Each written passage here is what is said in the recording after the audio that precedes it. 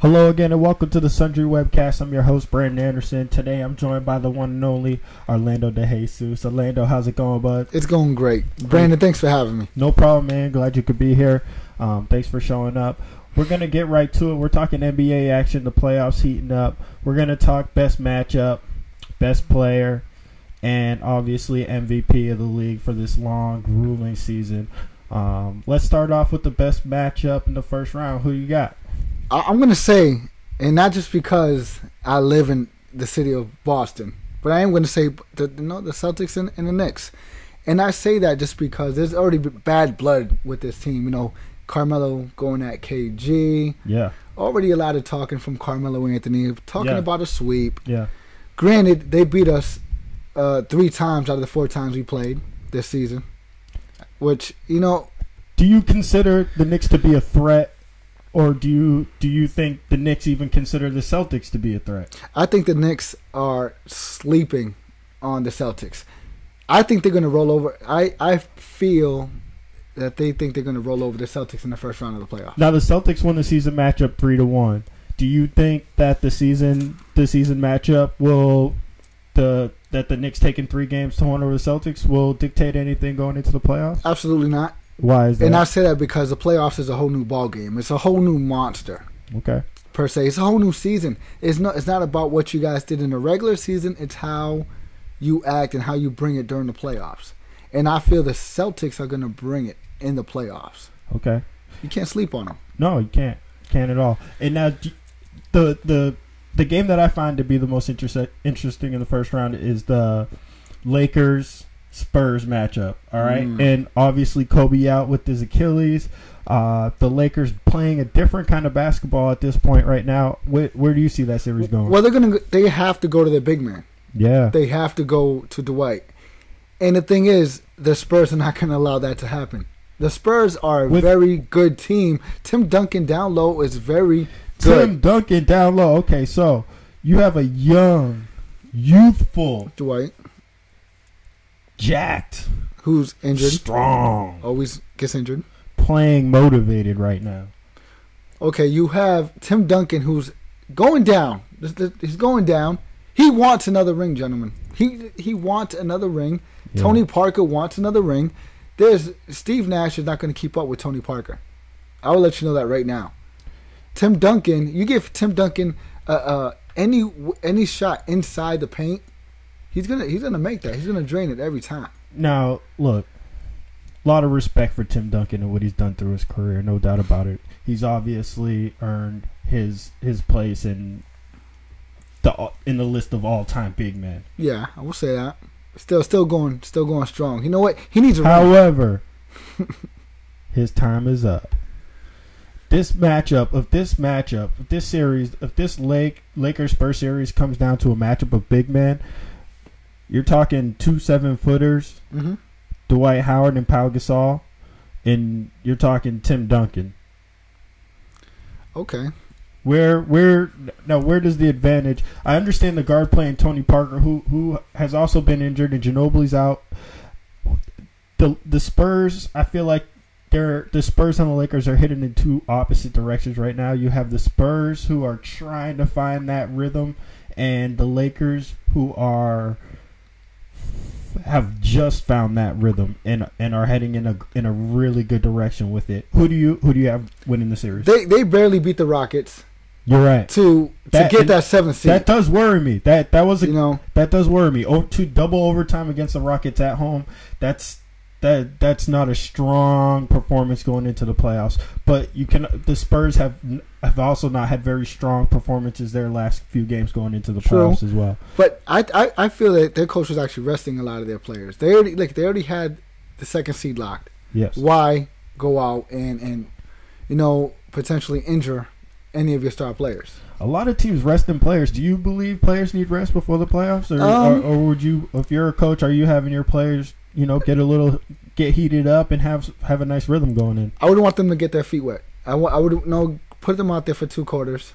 Just so they have that whole basketball vibe still and not just be waiting on the bench. I like what the Miami Heat did with their players. They rested them for a little while, and then when during some big pressure games, they put them back in the line. They put LeBron and Bosh and Dwight all back in the lineup and let them feel the heat, which is, obviously those guys are fun to watch to play anytime during the season, and they're going to be especially fun to watch during the playoffs. Don't know if I'll tune into to any of the first round games against the Bucks. No, the Bucks really don't stand a chance, and I don't.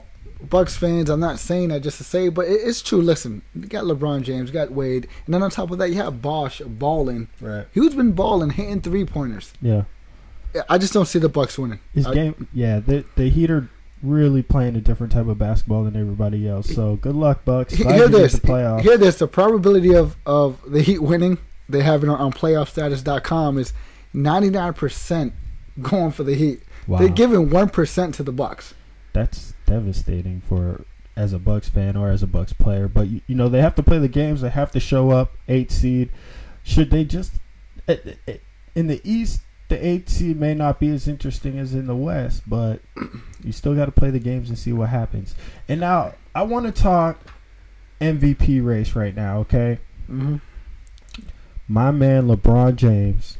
I don't like him. He's got to win this MVP hands down. There's not another player that has experienced basketball at the level he's playing at right now. I don't like him. I don't like him, Brandon. But however, do you like shooting 50%? I got to agree with you.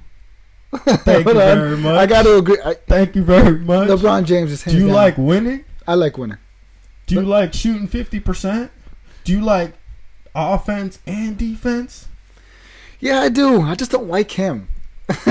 That's okay. Hey, fair enough.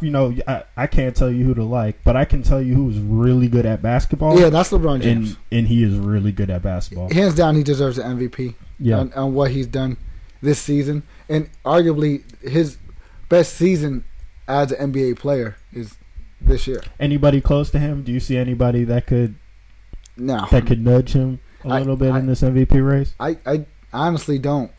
Kevin Durant, because he's still scoring, but his defense is okay. I think LeBron James has a whole total package balance with defense, offense, and on top of that, even just being a leader off the court as well, cheering on his team.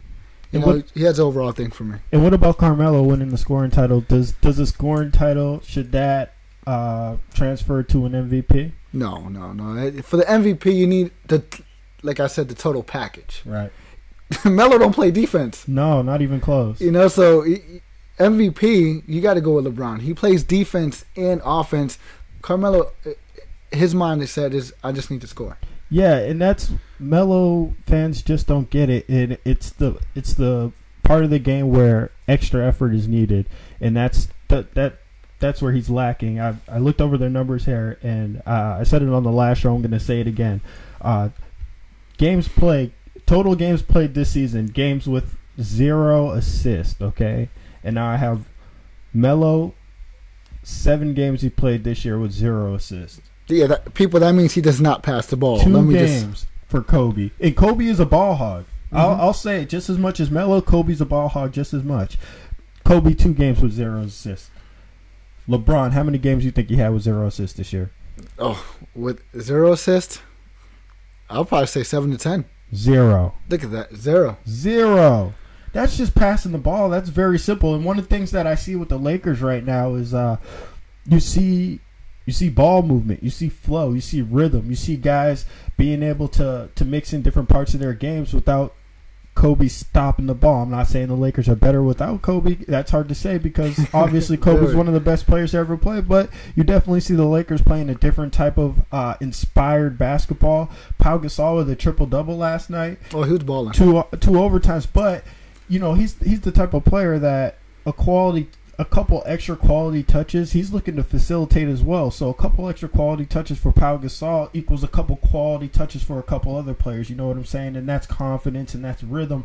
And I believe the Lakers are dangerous right here playing this game, playing the way they are right now with the type of rhythm that they can get into.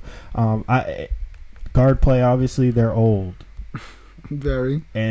But them winning will not be determined by their guard play. It will definitely be determined by Dwight Howard and how he's able to dominate the paint for the most part. They're going to have to dominate the paint if they want to beat the Spurs. Oh yeah, most definitely. And yeah, I think that's an area where they'll be able to take it. Now, in terms of the Knicks, I really want to talk Knicks, and I feel like they're definitely the most interesting story of any team in the playoffs, aside from the Lakers. But the Knicks have this thing right now that either they can win, beat the Celtics, overcome this hump, this melodrama that I like to call it. A lot of melodrama. Yeah, I mean, there's a lot of melodrama that goes away with a win over the Celtics in this series, and I'm not sure that the Knicks are really prepared to take on a veteran Celtics team in this heated playoff situation. I'm gonna have to agree with you, and the reason why I say that is because the Knicks they failed last year too. It was first rounder. Yeah. They got kicked out in the first round. Yeah. I mean, Melo hasn't even made it out of the first round. No, you know why? Because he doesn't pass the ball. You're talking about adjustments. I mean, it's time to make an adjustment when you're having the same result over and over. There's got to be something there that tells you, hey man, let me switch up what's going on. And the biggest thing is with Melo's game. Okay, yeah, he can go off. Yeah, he can get on fire. He can pull up, hit those threes. But when LeBron's gonna cover him in the playoffs, he won't be doing a lot of that. There's no what's the other option? What's the next option? And are those guys going to have the confidence to step up and make a big shot, or set someone else up for the big shot, or where are they going to be looking when Melo's being locked down by LeBron or another team's best defender? Obviously, there's not a lot of guys that can stop Melo. Clearly, he's the scoring champion. But what happens? What's that next option for the Knicks? Is it Felton? Is it Novak? Definitely going to be J.R. Smith. It's just J.R. Smith? Because J.R. Smith, lately, he's been hitting those shots. He's been hitting those money shots that they needed Melo to hit and Melo couldn't hit. But you're also talking about someone who needs to stop and hold the ball in order to get his game going, as opposed to being a facilitator and getting other guys' games going. You saw other teams resting their players and starting to play the guys on their bench like the Heat did during the end of the season, and all you saw for the Knicks was Melo go off. Yeah, what their coach needs to do, sit Melo down. Sit him down, talk to Melo, because you know what, they're not going to, and I'm going to say this, they're not going to... Hold on, you're talking about... Huh? You're talking about sitting down, Carmelo? Melo needs to sit down. Now, as much as the melodrama, whatever it may be, you're talking about sitting Carmelo. Not for the playoffs. I'm talking about you should play him, but not for the whole 4 quarters. You don't need to play Melo for 4 quarters. You already have that seed lock. Yeah. Oh, they sat him down. He took his scoring title in his rest last night. So he wins on both sides. Yeah. For last night. But then I want to go on a limb here, and I want to say that the Knicks will lose in the first round again to a veteran team. Doc Rivers is going to come up with a game plan to stop him. You put Jeff Green on him. Yeah. Green he's a real good defender. Don't get it twisted. Green can lock it down. Okay, he's all right. And he does cover LeBron too as well. He does. All right, well, let's hear it real quick before we go. First round matchups we got in the West. Thunder, Rockets, who you got? I got to go with the Thunder. I'm going to take the Thunder too easily over the Rockets. Easily. Spurs, Lakers, who you got? I got to go with the Spurs, man. I'm going Lake Show, baby. Come on, Lakers. I got to go with Spurs. Let's go. Nuggets, Golden State, who you got? I like the Nuggets. I do. Their defense is crazy. Yeah. I actually, you mentioned their defense, which is awesome. A lot of high-intensity effort defense. I like their offense as well. I like how they run. Golden State's an interesting team, though. They got a lot of young talent. They'll shoot the ball. They're not afraid. Grizz, Clips.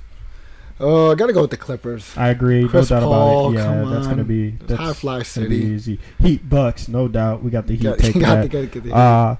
Knicks, Celtics. I say the Celtics. I'm going with the Celtics. I got to go with the Celtics. They win some, they got to win on the road, though. Pacers, Hawks, who you got? I got to go with Pacers. I got to go Indiana. I'm going to take the Pacers as well. Defense, play hard. Nets, Bulls. You got to go with the Bulls. Oh, I want the Bulls, and I want D. Rose to show up with his Superman cape and dunk on somebody. Oh, I want it. No doubt about it. Without getting injured, though. I don't want what happened last year. That's right. That's right. Orlando was good, man. Thanks for coming, and thanks for spitting some NBA with me. That's what I do. Sundry Webcast, thanks for tuning in. You have a Twitter handle? Yeah, definitely. Orlando Can Act. I'm more of the active type, but I do love my sports. I talk about especially football and basketball, so hit me up. Orlando Can Act at Twitter. Cool, hit him up. BA, Sundry, hit me up. Thanks for joining me. See you next time.